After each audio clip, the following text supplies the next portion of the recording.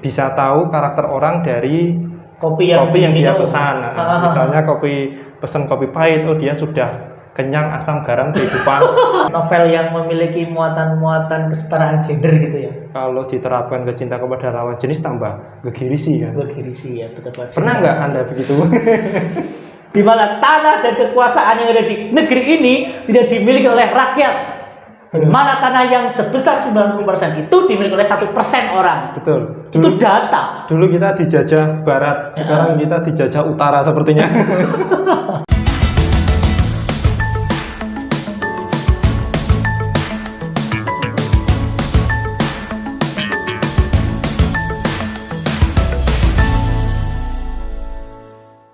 Selamat pagi teman-teman semuanya.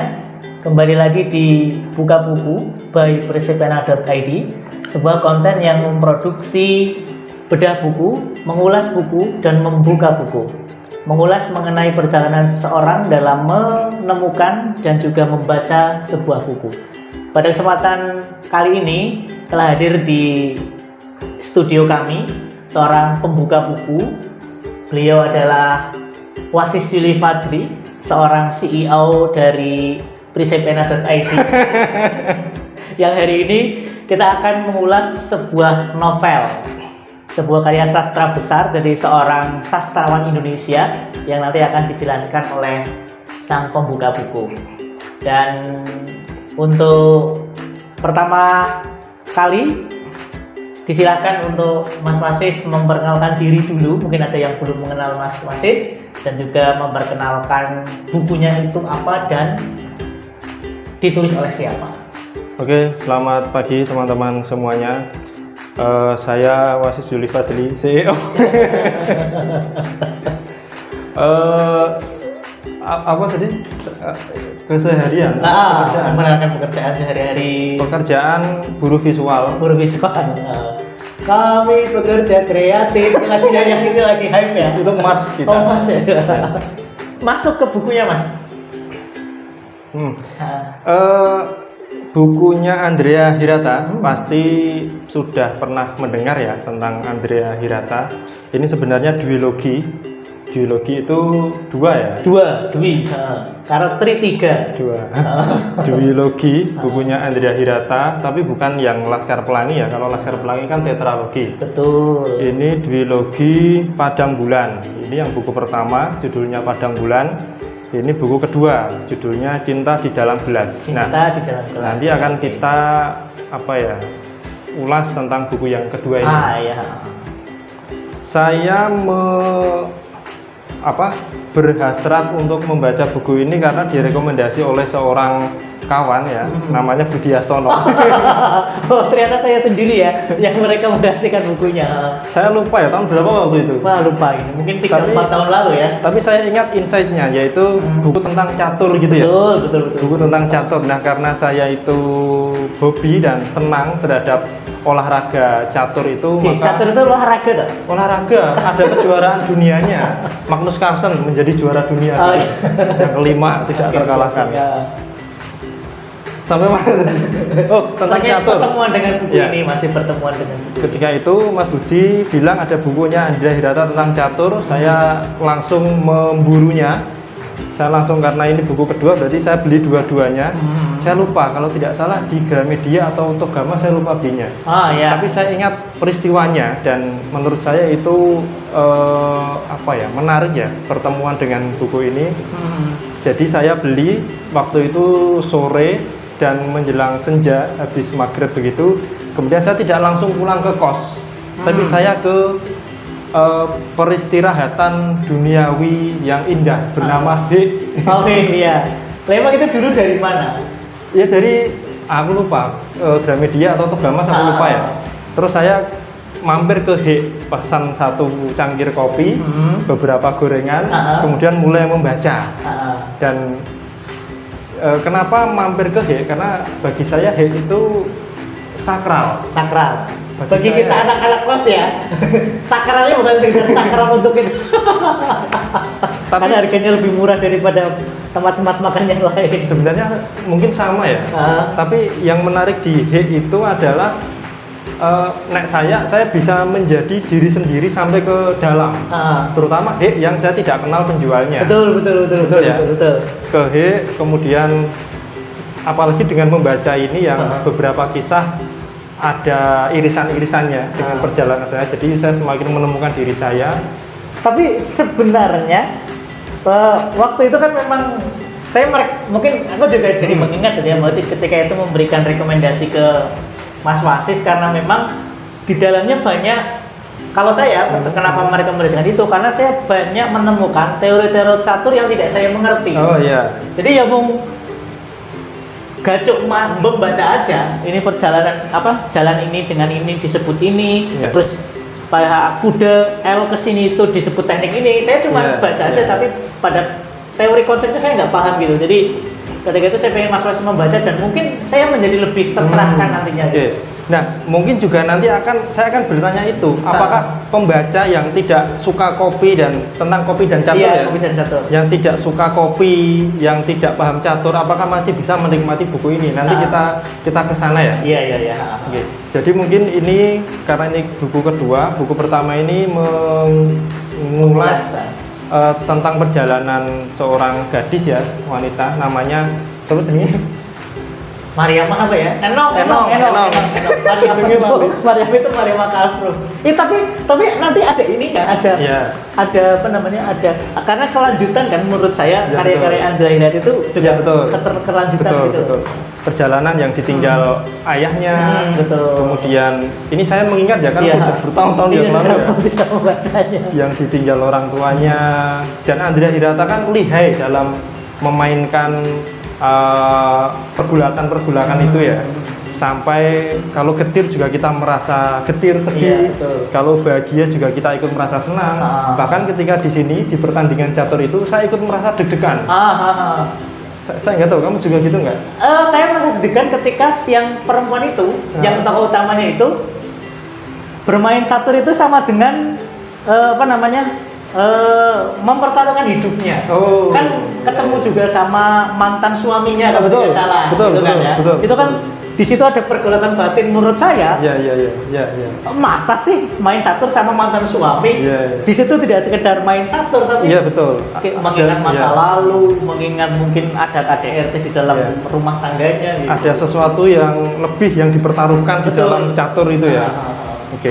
Jadi itu saya juga ikut merasa deg-degan, jadi membacanya tuh, kalau membaca itu sekian kata per detik, itu di bagian tertentu bisa cepet pengen tahu akhirnya. Nah itu Andrea Hirata menurut saya keren di situ. Jadi beliau mampu membungkus sebuah emosi ke dalam kalimat-kalimat yang pembaca itu bisa ikut merasakan dramatisasinya gitu. Betul.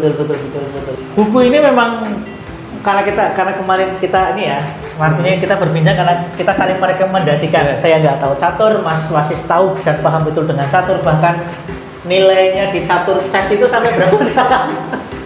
Chess.com 1.800. Saya mungkin bertahan di 400 dan 500 dan itu tidak pernah naik gitu loh. Nah, menurut Mas Wasis ketika itu membaca buku ini setelah pertemuannya adalah karena rekomendasi dan akhirnya datang ke HI, apakah memang buku ini betul-betul memberikan representasi kebenaran soal catur mungkin ya, yang kita fokus catur dulu. Ke catur dulu ya. Pertama saya ingin apa jenisnya?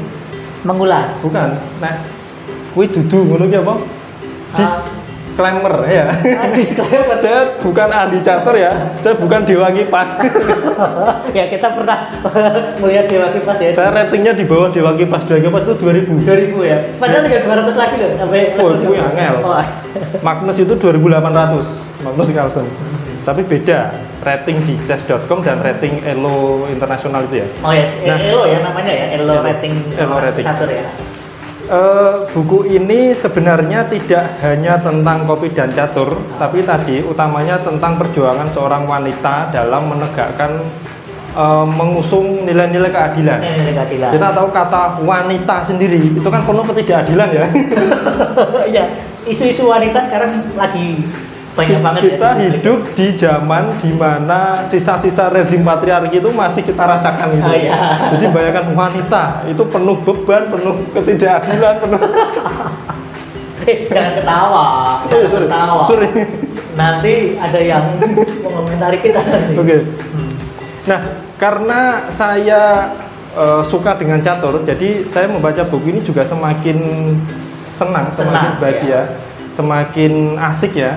Karena saya juga banyak yang baru saya tahu dengan membaca buku ini. Misalnya tentang bahwa catur itu tidak sekedar game tentang strategi ya, tapi juga tentang seni, tentang bertahan hidup, tentang jadi di sini kan Andrea juga mengimajinasikan pion-pion itu, filosofinya masyarakat biasa yang dikorbankan gitu ya. Betul. Kemudian saya ingat quote-nya Guru Azuma, tahu ya?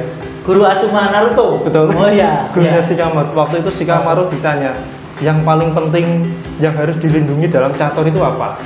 Oh, itu ketika Azuma dan juga Shikamaru lagi bermain shogi. Shogi ya benar ya? Ya. Catur Jepang. Catur ya, Jepang. shogi. Catur Cina atau catur Jepang? Ya itu bermain di Jepang. Oh iya. Oh iya. Shikamaru menjawab yang paling dilindungi adalah raja. Ternyata bukan.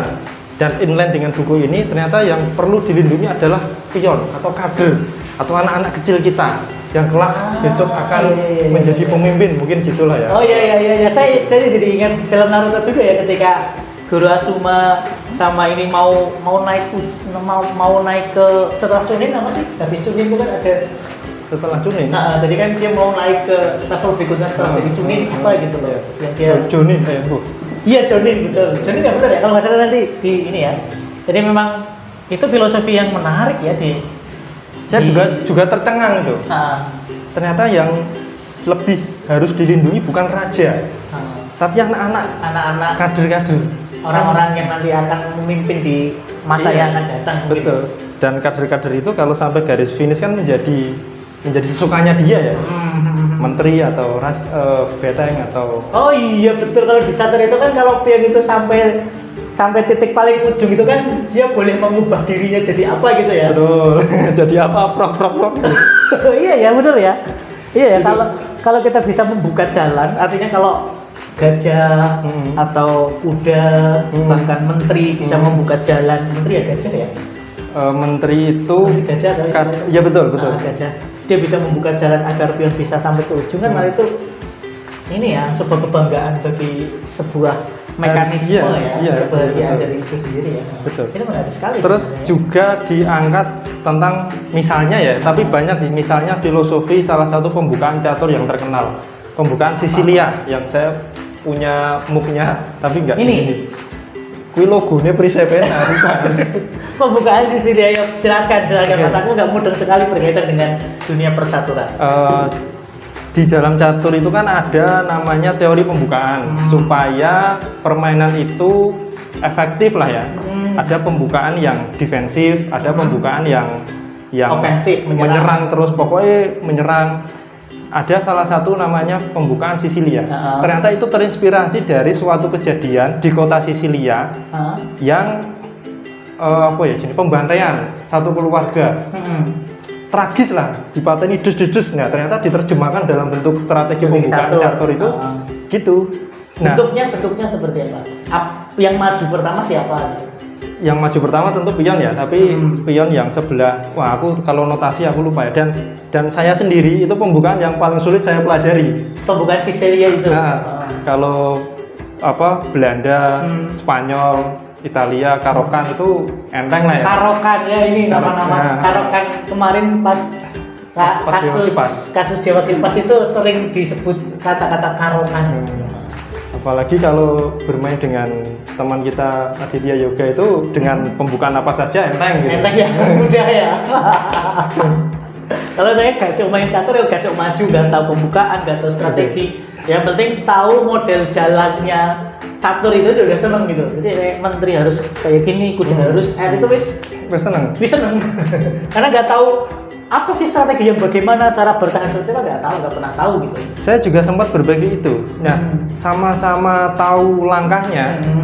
Itu dimainkan oleh orang biasa dan dimainkan oleh Grandmaster harusnya kan lebih membosankan ya. Lebih membosankan. Ternyata dengan saya tahu ada teori, ada pembukaan, ada kombinasi serangan. Kalau sempat ada training. Bukan pecatur itu jenisnya apa? Master catur. Master. Namanya Mikhail Tal dari Rusia itu. Dia terkenal dengan ahli pengorbanan. Jadi misalnya benteng dikorbankan, kuda dikorbankan, yang membuat musuhnya itu terlena. Oke, tak ambil, ternyata mancing. Iya, mancing. Mancing. Iya, pengorbanan. Kalau cinta kan tidak butuh pengorbanan ya. Kalau catur ada strategi pengorbanan itu dengan kalkulasi yang tepat, nanti hasilnya bisa optimal. Berarti seakan-akan seorang pecatur itu sebenarnya sudah meramalkan pergerakan musuhnya. Harusnya gitu, iya loh. 5 langkah, 8 langkah, 10 langkah mungkin ya. Bisa meramalkan 5 sampai 8 langkah ke depan. Iya, kalau sekarang kan online ya. Di game online itu yang terkenal kan siapa sing saka Amerika sing anu kuwi? Enggak tahu. Siapa? Aduh, siapa? Saya taunya Grandmaster Indonesia itu. Siapa? Gian apa? Megaranto. Susanto Megaranto. Ya. Sing wedok?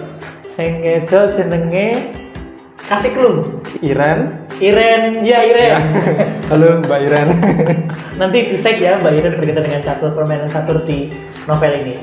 Oh iya, Mbak Iren baca buku ini. Nanti nggak perlu baca, nggak perlu. Bahkan mungkin strateginya lebih mantep dari yang ada di sini. Karena kembali ke buku itu ya, karena kan saya nanti bisa diingatkan apakah betul ternyata salah satu tokoh di sini itu juga menerima chattingan dengan seorang grandmaster di luar negeri, lupa. Iya betul. Rusia atau Amerika gitu kan, atau Inggris yang chat-chatan di luar negeri lah ya. Luar negeri gitu sehingga tahu bagaimana pembukaan ini itu dan sebagainya gitu. Terus poinnya adalah kalau Mbak Iren nanti di tag seperti ini mungkin strateginya di sini sebenarnya sudah diketahui oleh Mbak Iren gitu loh. Bagi dia yang suka catur. Mbak Iren baca ini bukan untuk belajar catur, tapi kan ceritanya kan indah ya. Ceritanya indah betul. Perjuangan seorang wanita untuk menegakkan keadilan. Menegakkan keadilan betul. Dengan catur sebagai piranti utamanya dan kopi. Kopi betul ya, dan pekerjaan dia itu karena di novel ini saya lupa Enong atau Mar ya, masih yang catur itu gitu loh. Jadi dia itu satu-satunya peserta perempuan di Liga Catur di Belitung itu. Karena kan ketika itu catur itu menjadi olahraga di novel ini, catur itu menjadi olahraga yang cowok banget gitu loh. Nggak cewek gitu loh. Sehingga ada peserta perempuan itu sangat diremehkan dan sangat direndahkan. Sampai nanti berubah dengan catur emas kalau nggak salah ya. Mengubah papan catur jadi catur emas itu.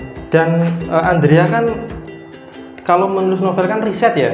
Risetnya bayangkan dia paham tentang kopi sampai sebegitu ya. Iya. Paham catur sampai sebegitu.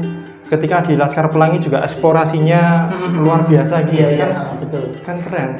Dan ada novelnya yang tentang matematika tapi aku belum baca itu. Ini yang guru. Iya. Yang guru nih nggak salah. Aku belum baca sih. Guru itu ya itu berdasarkan matematika. Judulnya sih saya lupa ya. Ya, artinya dengan riset gitu loh. Jadi menarik sekali teman-teman. Tidak sekedar cerita ya, tapi di situ ada risetnya, ada sosial apa sih ini? Penelitian sosial ini, analisis sosial. Nggak tahu. Pokoknya dia penelitiannya langsung terjun ke masyarakat. Ya. Mungkin penelitiannya tidak ilmiah ya, tapi kan datanya menarik. Gitu. Datanya menarik. Misalnya ketika bicara tentang kopi, di sini ngomong tentu dengan bahasa novel ya. Iya. Dia ini bisa tahu karakter orang dari kopi yang dia pesan. Misalnya pesan kopi pahit, dia sudah kenyang asam garam kehidupan. Misalnya ya. Saya nggak suka kopi sama sekali ya, walaupun suka penikmat, bukan suka ya. Bukan penikmat mungkin, bukan penikmat. Nggak apa-apa, orang-orang seperti Anda masih boleh hidup kok. Nggak apa-apa. Iya, karena hari ini kan ini banget ya, kopi itu hype banget gitu ya.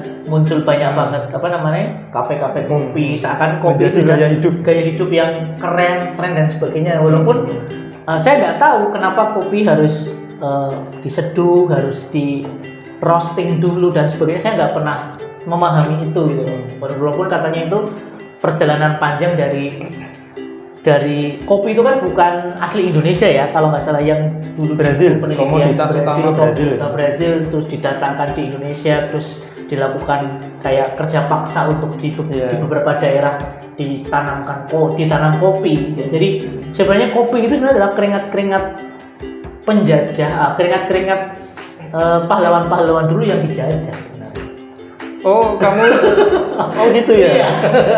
itu ini saya kan membaca secara pembenarannya aja, nggak suka kopi gitu kan. Oke, saya mungkin ada kesamaan ya. Saya juga termasuk orang yang kaget, dan di novel ini kan juga diceritakan dia kaget juga ya dengan kopi yang awalnya itu adalah pekerjaan yang biasa. Kopi ditumbuk sendiri, digoreng sendiri. Ada orang yang menggorengnya dengan kelapa, ada yang dengan apa gitu. Prosesnya biasa aja. Kemudian datang alat-alat canggih itu, aku nggak tahu itu datang dari mana, atau mungkin ada yang memainkan atau kurang tahu ya. Tapi ada alat-alat canggih itu yang membuat kopi dengan saya itu menjadi semakin jauh. Saya ya, kalau orang yang lain mungkin lebih bahagia, mungkin memang benar-benar enak, mungkin memang benar-benar saripatinya itu dapat, aku nggak tahu ya. Tapi kalau saya sendiri semakin jauh dengan kopi yang disajikan dengan mekanisme modern, dengan aneh-aneh. Karena dulu itu kan, dan mungkin di sini juga ya, kopi itu kan sebagai bentuk ada nuansa kekeluargaan. Dan klutik di sumanggake atau apa, ketika di warung kopi juga utamanya bukan kopinya tapi ngobrolnya itu kan. Dan di hari-hari ini kan itu menjadi tujuan, ayo ngopi, bukan ayo ngobrol neng warung kopi misalkan. Kan beda ya. Jadi tujuannya nggak ngobrol tapi kopinya. Tujuannya kopinya. Itu mungkin nggak negatif ya, tapi aku merasa kehilangan makna dari kopi itu sendiri. Iya betul. Iya sih, karena saya termasuk keluarga yang dulu punya kebun kopi ya, punya pohon kopi lumayan banyak. Oh ya? Di rumah dulu. Jadi mbahku Putri itu kalau buat kopi seringnya memang numbuk sendiri. Jadi iya. Terus nanti dipelocoi wis. Jadi terus dipanaske ya sampai kering, habis itu ditumbuk pakai alu sendiri. Kadang dikasih beberapa ramuan tambahan gitu lah untuk menambah cita rasa gitu. Dan itu kopi hitam pekat.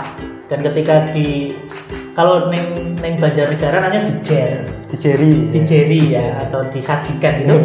Nah wis entek mesti ngumpul letaknya ning isor. Dan itu bagian dari kopi itu memberikan kenikmatan. Bahkan kopi di tempatku itu adalah sajian untuk lelembut. Badannya ada weton. Badannya mbahku itu wetonnya apa gitu kan. Dia mesti kan buat bubur abang, bubur putih, kopi. Nah kopinya itu kopi yang dia buat sendiri, tidak ngambil kopi sasetan. Kopi menjadi salah satu alat untuk proses spiritualitas itu menurutku itu ya yang menurutku kopi itu menarik sekali, walaupun saya bukan penikmat kopi gitu kan. Oke. Kembali ke sini teman-teman. Ternyata banget. Tapi nggak apa-apa, ngobrol kayak kopi kok. Ini juga kopi nih. Kopi adem. Ini kembali ke sini Mas.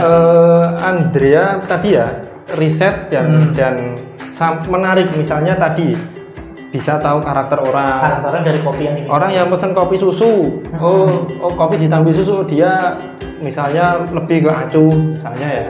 Iya, tidak menerima kemurnian. Betul. Tafsir dari mana ini?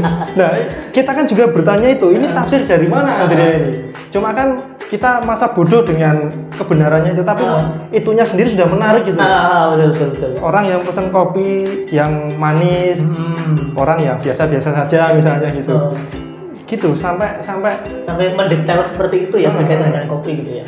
Iya sih, menarik sekali Andrea keren. Ya, saya termasuk penikmat Andrea juga, dari Laskar Pelangi, Maria Makaru, Eden Sor, sampai yang Ayah. Itu kan banyak banget itu kan karya-karya beliau. Memang secara semuanya ada risetnya ya. Ada setnya bagus, dan sering kali itu berkelindan. Artinya kalau kita baca ini pasti kita jadi ingat.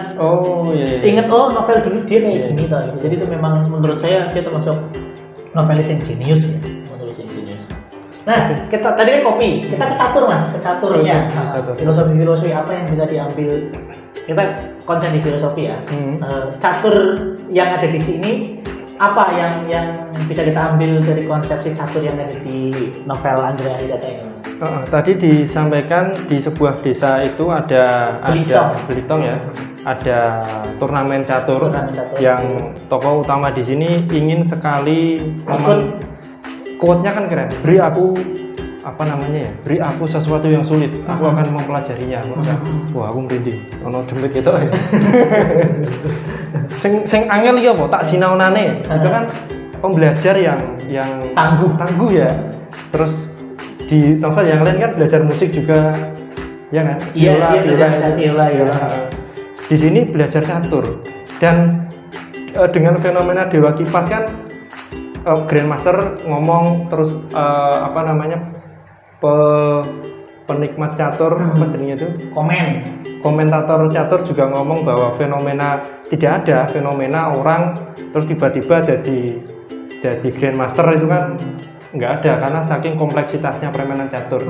Nah di sini berbeda ya, dan juga di sini bukan Grandmaster sih, tapi wong biasa neng kampung, wong lanang-lanang kan, yo ono sing dhuwur, ono sing cendhek, ono sing nek lomba mlayu ono sing menang, lomba tinggi misalnya ono sing menang, dan lomba catur juga ada yang ahli kan, ada yang ahli strategi. Nah, tokoh utama di sini ingin memperjuangkan itu, ada sesuatu yang lebih yang dipertaruhkan, tidak sekedar juara caturnya, tapi nama baiknya, harga dirinya.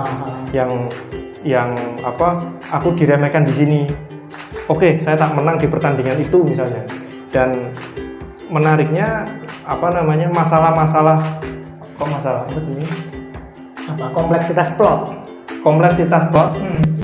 Dinamikanya itu diceritakan sangat seru.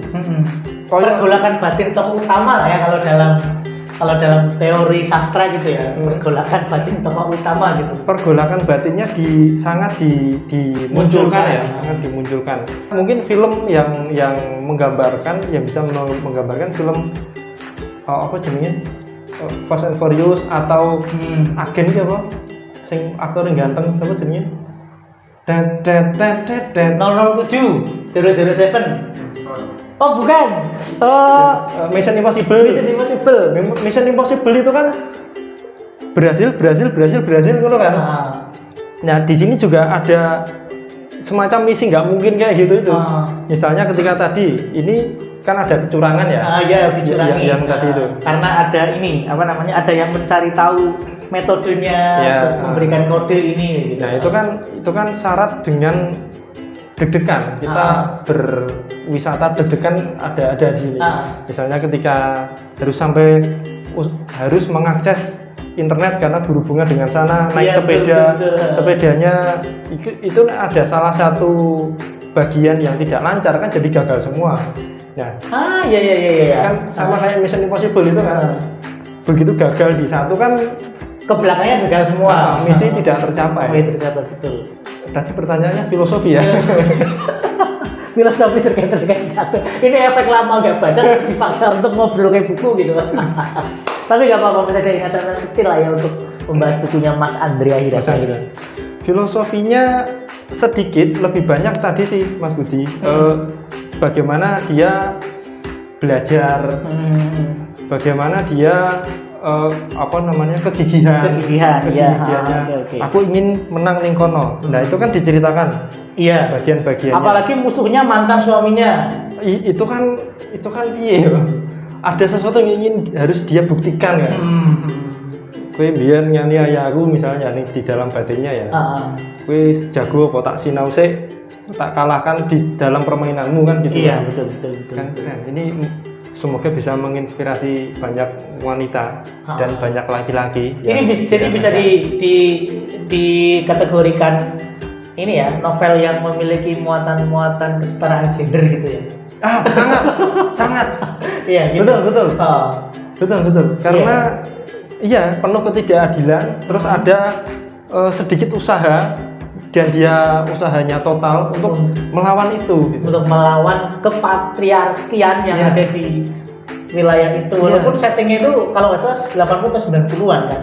setting ceritanya gitu. Sehingga memang budaya patriarkial itu di mana wanita perempuan itu menjadi manusia derajat kedua itu memang masih sangat-sangat ini ya. Dan mungkin betul juga sih, jadi di novel ini mungkin memang bisa juga dibaca oleh teman-teman perempuan yang dia sedang mengalami pergolakan batin, bagaimana dia diasingkan di kehidupannya, bagaimana dia diremehkan di dalam kehidupannya, bahwa kau harus membuktikan dirimu sendiri gitu kan. Kau tidak perlu dibuktikan oleh orang lain, tapi kamu sebagai perempuan, kita sebagai manusia juga harus membuktikan diri kita sendiri seperti itu. Betul. Mungkin betul. kayak gitu ya. Kok dipaksa banget ke kesetaraan gender ya? Dan judulnya juga Cinta di Dalam Gelas. Ini maksudnya gelas kopi ya. Gelas kopi. Betul. Di dalam, ya itu tadi, di dalam kopi itu ada cinta, ada keluarga, ada apa, romantisme kehidupan gitu ya. Ternyata juga pahit dan getir. Kemudian orang gula. Iya. Budaya catur sebenarnya memang Melayu memang kuat banget ya di Melayu. Yang saya membaca beberapa teks itu kan, jadi budaya ngopi, budaya main catur, budaya bukan nongkrong. Iya, ngobrol bareng itu di kawasan Melayu itu memang sangat kuat gitu. Karena sudah selesai dengan urusan pokok, sandang, pangan, papan. Lagunya Kus Plus, kita melempar batu kan tumbuh jadi itu kan personifikasi yang nyata kan. Nyata di negeri kita. Tanahnya gitu. Subur gitu. Beda dengan di luar negeri misalkan yang kita harus di musim panas kita bekerja untuk simpanan musim dingin. Kita tidak sempat ngobrol. Di luar negeri nggak sempat ngobrol ya. Kita tidak budaya ngobrol itu nggak terjadi ya di beberapa negara gitu ya. Iya, kita tidak mereka tidak sempat menamai menamai segala sesuatu. Nah, kita dari kelapa saja namanya beda-beda kan gitu. Daunnya ada namanya, akarnya ada namanya. Betul. Bahkan di dalam kelapa itu ada di sana yus kelapa. Nggak sempet karena itu bekerja siang malam untuk bertahan hidup itu ya. Jadi memang kalau dikatakan Indonesia adalah penggalan surga oleh M. Hairil Najib di salah satu bukunya, itu betul sekali sih ya. Itu ada benarnya. Tapi sekarang berapa persen yang milik kita? Semua kita lanjut ke sana. Iya. Ini nanti kita lama-lama bahas politik gini, di mana tanah dan kekuasaan yang ada di negeri ini tidak dimiliki oleh rakyat.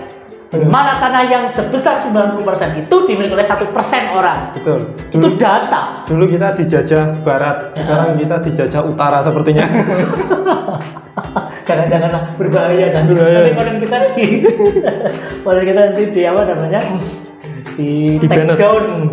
Di take down. Padahal nggak memiliki viewer yang banyak gitu ya. Oke, jadi teman-teman sekalian, ini menarik sekali ya, buku-bukunya Andra Hirata itu betul-betul menarik. Saya sebagai penikmat Andra Hirata juga pernah tercengang sesekali membaca bahasa-bahasa yang disampaikan oleh Andra Hirata. Saya ingat betul bagaimana Andra Hirata itu mengilustrasikan sebuah bunyi daun. Oke. Itu saya betul-betul merasakan, berarti ketika kalau nggak salah itu di cerita, kalau nggak yang cerita badut itu judulnya apa sih, kan ada itu yang badut itu yang dia jadi badut gitu. Jadi dia mengilustrasikan bunyi daun itu gitu. Iya kayak gitu, di fu, terus ada itu sedikit tema sebelumnya. Ada sedikit itu kayak ketika angin bergeser dengan daun akan menimbulkan suara seperti ini. Terus waktu malam dengan bintang, dengan bahasa dinginnya itu diabstraksikan dengan orang bergumul dengan dirinya dan sebagainya, dan itu kan menurutku kita betul-betul dibawa oleh Andra Hirata untuk merasakan betul apa yang diceritakan oleh dia gitu. Dan mungkin di sini pun sebenarnya kita diajak betul untuk merasakan pergolakan batinnya tokoh utama. Bagaimana deg-degannya ketika bermain catur. Ada yang naik kalah piye gitu. Nah, sekarang tadi pertanyaan yang pertama tadi, Mas Budi yang tidak paham catur itu dengan membaca buku ini, apakah kan tentang catur ya? Apakah tiba-tiba langsung paham atau tiba-tiba suka atau ya wes dilewati part ini begitu? Kalau saya membaca itu ya sudah dibaca aja, karena memang konsep dasar caturnya saya tidak tahu kan, mengenai jenis-jenis pembukaan, terus ketika langkah langkah ini kamu. Jadi ya cuma membaca, tidak bisa mengabstraksikan. Mungkin kalau Mas Wasis karena pecinta catur, jadi ketika ada cerita yang sedang membahas permainan catur di situ, jadi sambil membayangkan. Betul. Aku Mas Wasis duduk, terus di depannya ada papan catur, membayangkan H2 ke G1 atau apa kayak gitu. Iya, saya setelah baca buku ini bermain catur menjadi lebih menyenangkan. Menjadi lebih tidak sekedar menjadi lebih hidup. Saya setelah baca buku ini, ketika menikmati kopi itu menjadi semakin nikmat. Tidak seperti orang-orang memuja senja yang semu itu, yang kopi dan senja yang semu. Tapi kalau dilengkapi dengan membaca buku ini menjadi lebih hidup, lebih bermakna, lebih nikmat. Karena ada gerombolan imajinasi, ada horizon baru mengenai kopi itu bagaimana yang disampaikan indah oleh Andrea Hirata. Tapi mungkin beda. Saya belum baca filosofi kopi secara lengkap. Saya belum baca itu secara lengkap. Tapi beda nggak sih filosofi yang disebutkan Andrea Hirata sama yang buku itu? Ya tentu itu kan misalnya kalau ada dua hal kan bisa dicari kesamaan dan bisa dicari perbedaan. Tapi saya mungkin terlalu banyak mengulang ya. Poin utamanya bagaimana dia memperjuangkan keadilan itu, harga diri. Jadi kopi, catur, pertandingan dan segala dinamika itu hanya bumbu. Meskipun bumbunya enak ya. Tapi utamanya itu piye carane deknen merebut kembali martabatnya sebagai seorang perempuan. Ya di buku yang itu kan lebih bercerita perjalanan seorang ini ya untuk membuat kopi lah gitu. Meskipun di sini juga ada part itu ya yang dia sangat jealous dengan alat kopi yang baru, roasting. Sangat jealous, sangat cinta. Nggak tahu, lupa saya. Sangat dicintai, ada alat sangat dicintai, dan Andrea Hirata menggambarkan jenis cintanya itu seperti jenis cinta kepada manusia. Misalnya bardinggo karyawan yang lain dibersihkan dengan atine rada sedih karena lagi nganggo sak-sake. Iya, betul. Maaf ya kamu tadi ada kayak gitu, kayak orang gila ya, yang dikatakan seperti orang gila ya. Betul. Ada bagian di mana saking cintanya dengan alat itu sampai sebegitunya. Itu kalau diterapkan ke cinta kepada lawan jenis tambah bergirisi kan. Ya, betul. Pernah nggak Anda begitu? Kalau bicara soal cinta, Oke, itu teman-teman sekalian ya, berarti memang buku novel Andrea Hirata, Cinta di Dalam Gelas, yang pagi ini kita bahas memang memiliki banyak hal yang menarik, utamanya di bagian mengenai kopi dan juga catur, tapi pada hal yang lebih prinsipil berkaitan dengan bagaimana harga diri seorang perempuan, martabat seorang perempuan, yang dia ingin membuktikan bahwa perempuan itu tidak lemah. Menurut saya bahwa perempuan itu juga mampu untuk menjadi seorang juara, menjadi sesuatu orang, menjadi manusia lah, seperti itu. Dan itu mungkin yang menurut saya bisa kita ambil dari sebuah novel Andrea Hirata ini. Pun demikian, novel memang memiliki sifat imajinatif ya. Betul. Tapi memang sebuah novel mampu menjadi pengubah wawasan, mengubah cara hidup dan cara pandang kita ketika kita bisa memaknai novel itu, karena novel adalah juga bagian dari sebuah pembelajaran seperti itu. Terakhir mungkin Mas Wasis, untuk teman-teman buka buku, mungkin ada hal yang ingin disampaikan Mas Wasis dengan buku ini. Buku ini kalau dibaca oleh teman-teman yang suka kopi dan suka catur, maka teman-teman akan menjadi orang yang berbeda, terutama dalam hubungannya dengan kopi dan catur. Saya suka kopi, saya suka catur. Membaca buku ini membuka wawasan. Oh, catur itu ternyata luas. Oh, ada hal-hal yang luar biasa. Kopi itu ada hal-hal yang keren. Kalau di dalam quote siapa ya, aku lupa. Dunia penuh ketidakadilan, dunia penuh kebohongan, tapi setiap hari mahakarya diseduh. kopi gitu kopi ya. Setiap hari makan Itu pecinta kopi itu. kopi itu diseduh. Dan Andrea Hirata kan orang yang idealis ya. Betul. Pernah ditawari production house PH dari luar negeri, Brad Pitt atau Angelina Jolie itu yang ingin meremake atau film Laskar Pelangi itu. Oke, dia punya syarat tapi kudu ning Blitong, sing main kudu Caca Blitong kan sangar. Iya, itu sangar sih ya. Jadi selain bukunya bagus, penulisnya juga keren. Idealis banget sih, karena cerita hidupnya juga memang menarik sekali gitu ya. Iya, cerita penulisnya juga keren. Ya, someday kita mungkin akan berbicara mengenai Andrea Hirata lebih dalam ya, berkaitan dengan kisah hidupnya yang mungkin teraplikasikan di beberapa novelnya seperti itu. Oke, begitu Mas Wasis. Terima kasih untuk hari ini. Begitu luar biasa kita membahas mengenai novel Cinta di Dalam Gelas. Bagi teman-teman sekalian semuanya yang ingin mengungkapkan cintanya di dalam gelas, silahkan membaca buku ini sehingga termanifestasikan cinta terhadap kopi dan juga cinta terhadap catur, juga cinta terhadap kita sebagai manusia. Pada umumnya seperti itu ya.